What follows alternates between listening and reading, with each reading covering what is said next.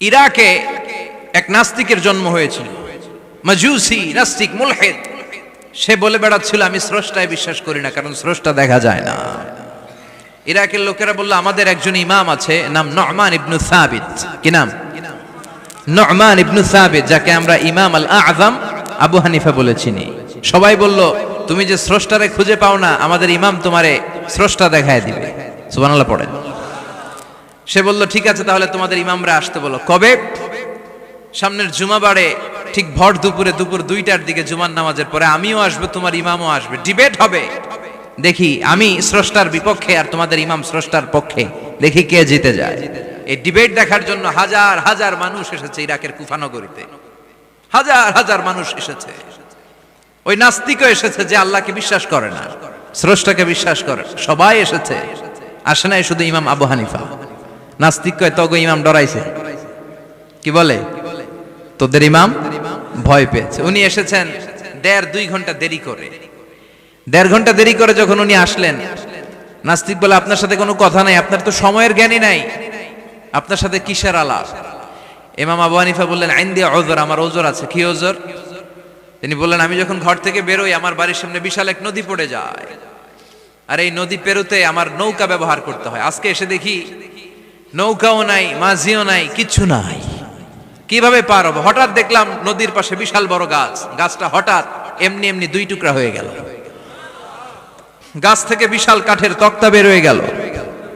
তক্তাগুলো automatically জোড়া লেগে নৌকা হয়ে গেল। এই নৌকা মাঝি ছাড়া সা করে আমার সামনে চলে এলো। আমি নৌকায় বিসমিল্লাহ বলে বসে পড়লাম। হঠাৎ নৌকা আমারে টান দিয়ে ওপারে নিয়ে এলো। তারপর আমি আপনার এই ময়দানে ছুটে এসেছি। এই যে গাছ কাটা, তক্তা হওয়া, নৌকা হওয়া, মাঝি ছাড়া চলা, এই প্রসেসিং হতে আমার 2 ঘন্টা সময় লেগেছে। I am extremely sorry for that, আনা আসিফ জিদ্দান, আমি দুঃখিত। নাস্তিক নেতা বলে তবে ইমাম গাঞ্জা খাইছে। কি খাইছে? তোদের ইমাম মাজনুন জুন্না আলাই, মাথার তার সিরা নিয়ে যা। ইমাম আবু হানিফা বললেন ময়দানে আমারে গালি দিলেন কেন?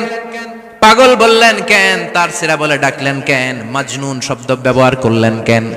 মার্জিত ভাষা ব্যবহার করতে শিখেন। নাস্তিক বলে কেমন কথা আপনি বলেন?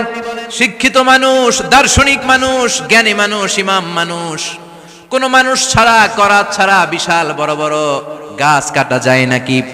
মিস্ত্রি ছাড়া তক্তা বানানো যায় নাকি?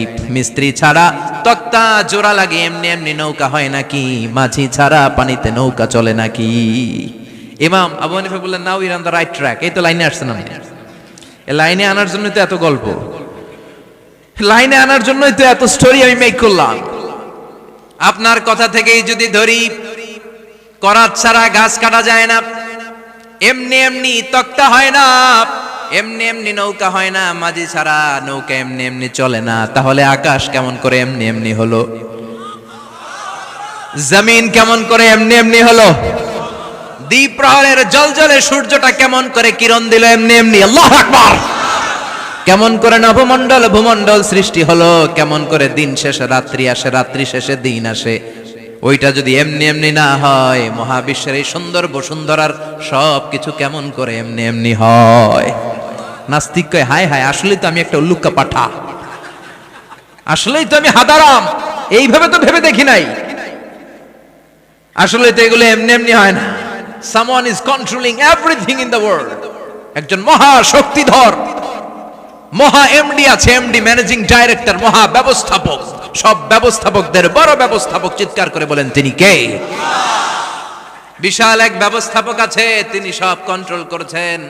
এতদিন পর্যন্ত আমি বুঝতে পারি নাই, আমারে মাফ করিয়ে দেন আর পড়িয়ে দেন লা ইলাহা ইল্লাল্লাহু মুহাম্মাদুর রাসূলুল্লাহ সাল্লাল্লাহু। সাইয়েদনা ইমাম আবু হানিফার হাতে হাত রেখে শাহাদা বাক্য পাঠ করেছে। সুবহানাল্লাহ পড়ে। ঝিনুকের ভেতর লুকিয়ে থাকে যেমন মতি, ঝিনুকের ভেতর লুকিয়ে থাকে যেমন মতি, কালমা শাহাদাতে আছে আল্লাহর জ্যোতি, কালমা শাহাদাতে আছে আল্লাহর জ্যোতি।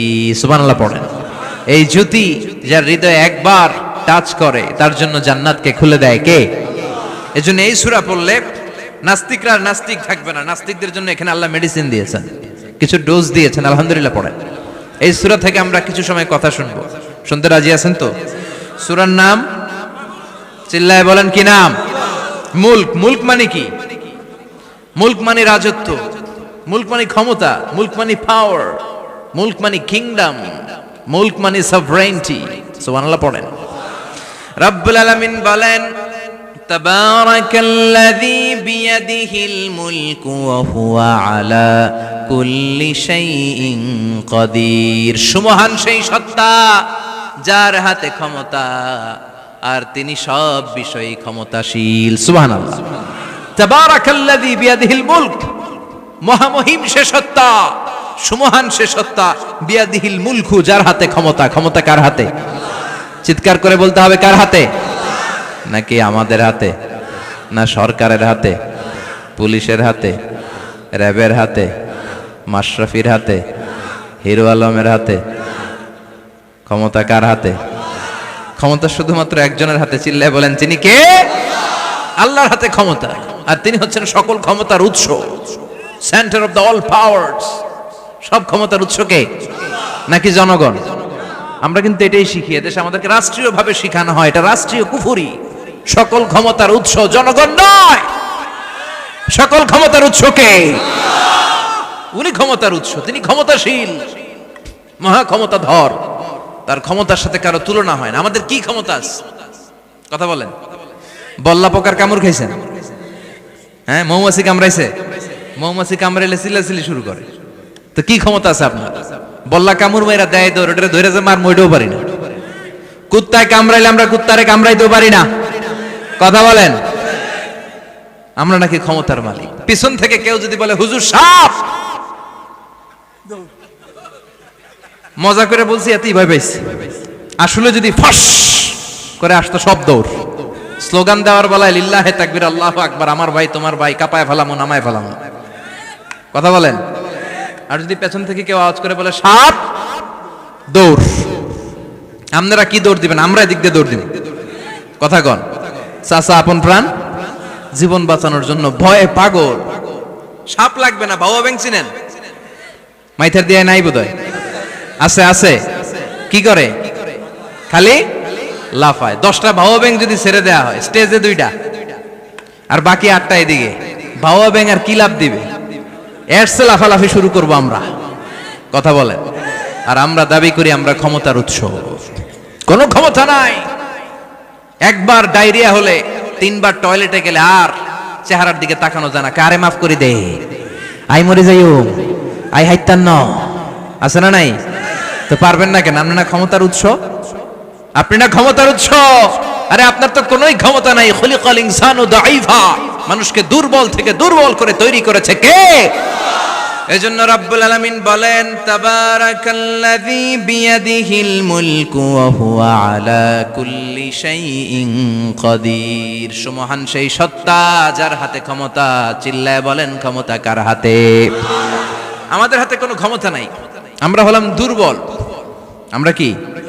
দুর্বলের ঘরের দুর্বল। আমরা যখন জন্মেছিলাম দুর্বল। আমার ছোট্ট একটা মেয়ে আছে, আমি অবাক হয়ে থাকি যে আমিও তাইলে ছোটবেলায় এরকম ছিলাম।